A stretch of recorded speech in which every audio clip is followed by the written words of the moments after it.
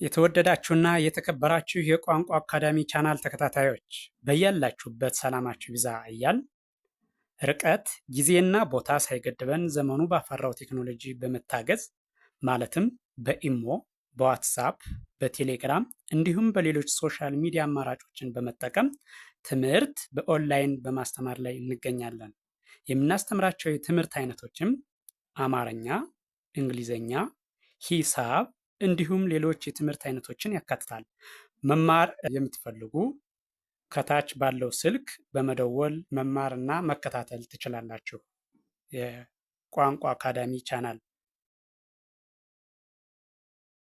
እሺ፣ በዛሬ ትምህርታችን የምናየው ደግሞ ከዚህ በፊት ቃላት ምስረታ እያየን ነበር። ዛሬም እንደተለመደው ሆሄያትን እስከነ ዝርያቸው በመጻፍ ለምሳሌ እስከነ ዝርያቸው ስል ከአንደኛው እስከ ሰባተኛው ፊደል በተራ በመጻፍ በእያንዳንዱ ሆሄ ወይም ፊደል ቃል እየመሰረትን እናያለን። ይህም እናንተን በቀላሉ ሆሄውን እንድታውቁትና በቀላሉ መጻፍ ማንበብ ያስችላችኋል። ስለዚህ ለምሳሌ አሁን ይህን ስታዩት ከተ ጀምሮ እስከ ቶ ድረስ እስከ ሰባተኛው ድረስ ተቀምጧል። እያንዳንዱን ፊደል መነሻ በማድረግ ይህም ሲባል ለምሳሌ ተ ይላል። ይሄ ተን መነሻ አድርጎ በተ የሚጀምር ቃል እመሰርታለሁ። ቱ ስል ደግሞ አሁንም ቱን መነሻ በማድረግ ቲ ስል ደግሞ ቲን መነሻ በማድረግ ታ ስል ታን መነሻ አድርጌ ቴ ስል ደግሞ ቴን መነሻ በማድረግ ትን መነሻ በማድረግ ቃላትን እመሰርታለሁ። ስለዚህ እያንዳንዱን አንድ ባንድ እናየዋለን። ይህን ስናይ ደግሞ መጀመሪያ ቃሉን ነጣጥዬ እጠራዋለሁ ሆሄውን፣ ከዚያ አጋጥሜ ያነባዋለሁ። ስለዚህን በትኩረት ብትከታተሉት በቀላሉ ለማንበብና ለመጻፍ ያግዛችኋል። ስለዚህ ወደ መጀመሪያው ዝግጅት ሳይሄድ እንደምትመለከቱት ተ፣ ቱ፣ ቲ፣ ታ፣ ቴ፣ ት፣ ቶ ከመጀመሪያ እስከ መጨረሻ ያሉትን የተዘሮች ጻፉኝ። ከዚያ ፊት ለፊታቸው ደግሞ በእያንዳንዱ ፊደል መነሻ በማድረግ ቃላትን መስረቻለሁ። ለምሳሌ ተ የሚለውን ስታዩት የተመሰረተው ቃል ተማሪ፣ በአንድ ላይ ተማሪ። እደግመዋለሁ፣ ተማሪ። ቀጥሎ ያለው ደግሞ ቱ ሁለተኛዋ ፊደል ናት። ይቺ ሁለተኛዋ ፊደል ናት። በዚች የተመሰረተው ቃል ደግሞ ቱ ታ፣ በአንድ ላይ ቱታ። እደግመዋለሁ፣ ቱታ። ቀጥሎ ያለው ሶስተኛዋ ፊደል፣ ሶስተኛዋ ማለት ቲ ማለት ነው። ሶስተኛዋ ፊደል በእሷ የተመሰረተው ደግሞ ቲ ሸ ር ት፣ በአንድ ላይ ቲሸርት። እደግመዋለሁ፣ ቲሸርት። ቀጥሎ ያለው አራተኛዋ ፊደል፣ አራተኛዋ ማለት ታ አራተኛዋ። ስለዚህ በዚህ ደግሞ ቃል ስመሰርት ወይም ደግሞ የሰራነው ቃል ታ ደ ሰ፣ በአንድ ላይ ታደሰ። እደግመዋለሁ፣ ታደሰ። ቀጥሎ ያለው አምስተኛ ፊደል ነው። አምስተኛ ማለት ቴ። በዚህ የመሰረቱት ቃል ደግሞ ቴን መነሻ በማድረግ የሰራ ነው ቃል ቴ ሌ ቪ ዥ ን፣ በአንድ ላይ ቴሌቪዥን። እደግመዋለሁ፣ ቴሌቪዥን የሚል ቃል መሰረት ማለት ነው። ቀጥሎ ያለው ስድስተኛው ፊደል ት ትባላለች። ስድስተኛዋ ት። በዚች ደግሞ ትን መነሻ በማድረግ የተመሰረተው ቃል ት ም ህ ር ት፣ በአንድ ላይ ትምህርት። እደግመዋለሁ፣ ትምህርት የሚል ቃል መሰረትንን። ቀጥሎ ያለው ሰባተኛው ወይም ደግሞ መጨረሻው ፊደል ማለት ነው። የተ መጨረሻው ወይም ሰባተኛው ፊደል የተመሰረተው ቃል ቶ ር ሽ ን፣ በአንድ ላይ ቶርሽን። እደግመዋለሁ፣ ቶርሽን የሚል ቃል መሰረትን ማለት ነው። ቀጥሎ የምናየው ደግሞ ነ ነው። ነ የነን ዘር ልክ እንደ ተ ከላይ ወደ ታች ከአንደኛ እስከ ሰባተኛው ድረስ ጽፌዋለሁ። እንደምታዩት ይሄው ነ ኑ ኒ ና ኔ ን ኖ እነዚህ ናቸው። እነዚህም መነሻ በማድረግ በእያንዳንዱ ፊደል ወይም ሆሄ ፊት ለፊት ቃል ተመስርቷል። ለምሳሌ በአንደኛው ወይም ደግሞ በነ የተመሰረተው ቃል ነገረ በአንድ ላይ ነገረ። እደግመዋለሁ ነገረ። ቀጥሎ ደግሞ ሁለተኛው ፊደል ነው። ሁለተኛው ማለት ኑ ምንለው ማለት ነው። ኑ። ስለዚህ በዚህ የተመሰረተው ኑ ግ በአንድ ላይ ኑግ። እደግመዋለሁ ኑግ። እሺ ቀጣይ ሶስተኛው ፊደል ደግሞ ሶስተኛው ኒ። እሺ ይህን ስናይ ኒ ወ ር ክ በአንድ ላይ ኒውዮርክ። እደግመዋለሁ ኒውዮርክ። ቀጣይ ያለው ደግሞ ና አራተኛው ማለት ነው። አራተኛው ፊደል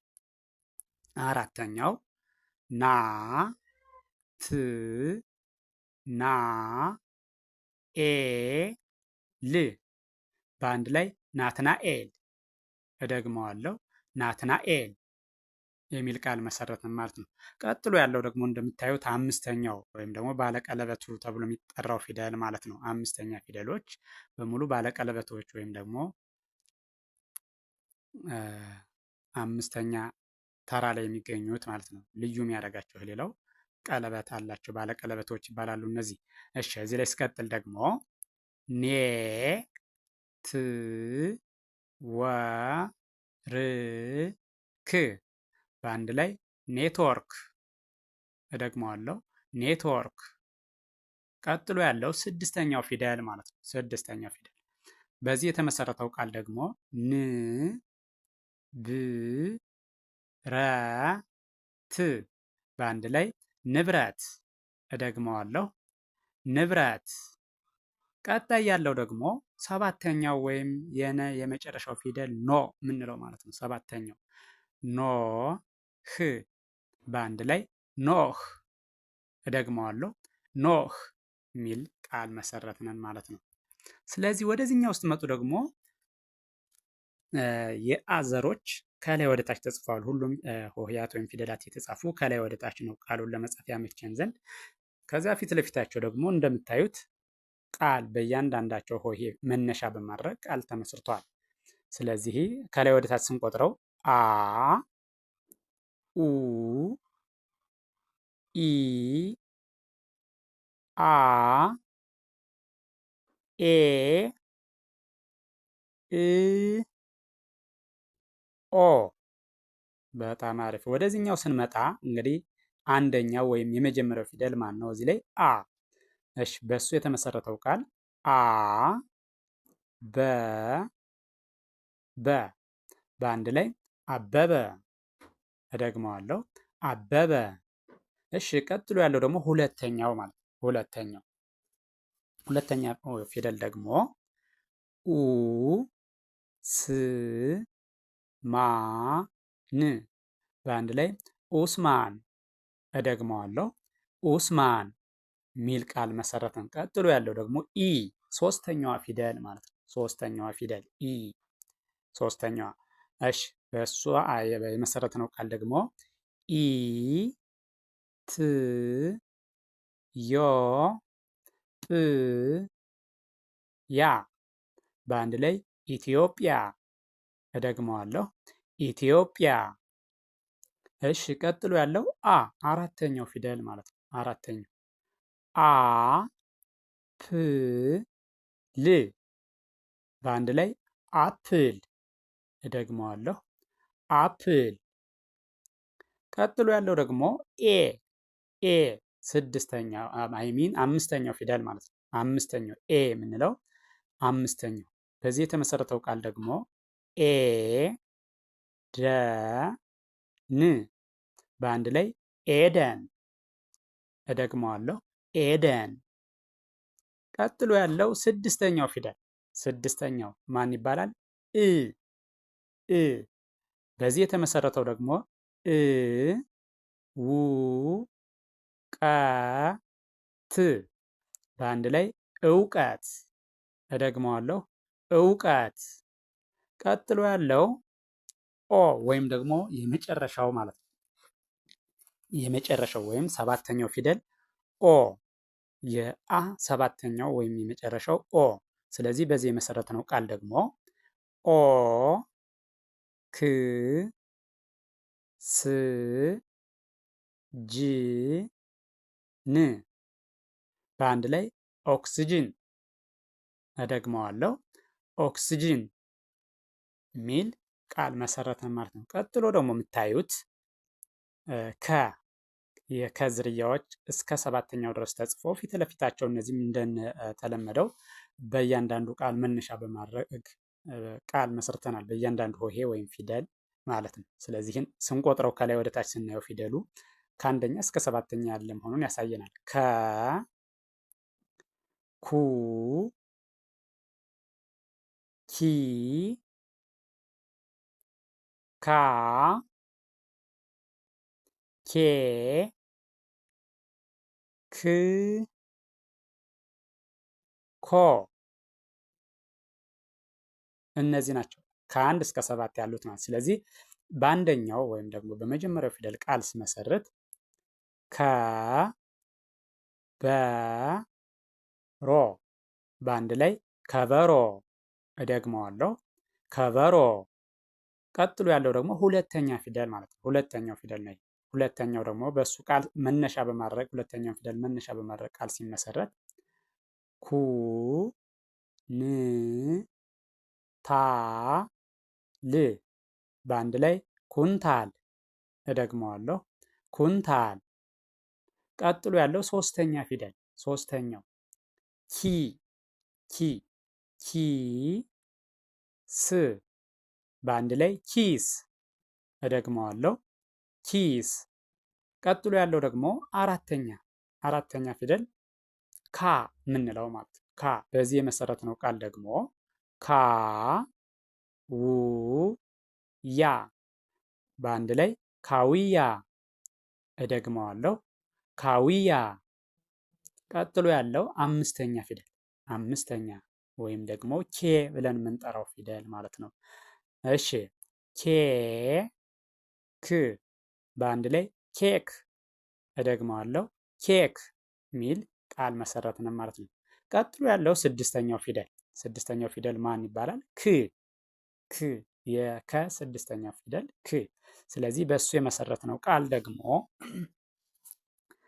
ክ ብ ሪ ት በአንድ ላይ ክብሪት። እደግመዋለሁ ክብሪት። እሺ ቀጥሎ ያለው ሰባተኛው ወይም የመጨረሻው ፊደል ማለት ነው። ሰባተኛው ወይም የመጨረሻው ፊደል ኮ ማን ይባላል? ኮ። ስለዚህ በእሱ የተመሰረተው ቃል ደግሞ ኮ ት በአንድ ላይ ኮት። እደግመዋለሁ ኮት የሚል ይሆናል ማለት ነው። ስለዚህ ይህን ቪዲዮ በትክክል ብታዩትና ብትከታተሉት በቀላሉ ለማንበብ እና ለመጻፍ ያግዛችኋል። እናንተ ቪዲዮውን ከርሰሩን ተከትላችሁ በደንብ ብታዩት እያንዳንዱን ሆሄ መነሻ በማድረግ የተመሰረተውን ቃል እያያችሁ ለማንበብም ሆነ ለመጻፍ በቀላሉ ያስችላችኋል ያሉትን ዝግጅት እንደ አያችሁት ሆኖ ተዘጋጅቷል። ስለዚህ ቪዲዮውን አይታችሁ ስትጨርሱ መጨረሻ ላይ ላይክ፣ ኮሜንት፣ ሳብስክራይብ ማድረግ አይዘነጋም። ደግነት ለራስ ነው። በሌላ ዝግጅት እስከምንገናኝ ድረስ መልካም ቀን ይሁንላችሁ። ቸርን ሰንብት።